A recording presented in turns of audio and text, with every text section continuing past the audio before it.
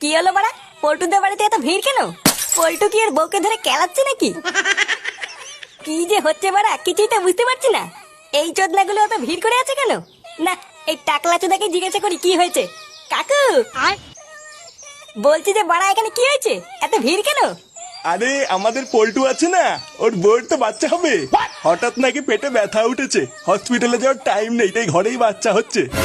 এই গাড় মেরেছে? এটা আমি কি শুনলাম? লেওরা এত তাড়াতাড়ি বাচ্চা কি করে হলো? ব্যাপারটা তো খুব একটা ভালো লাগছে না। পল্টুকে জানাতে হবে দেখছি।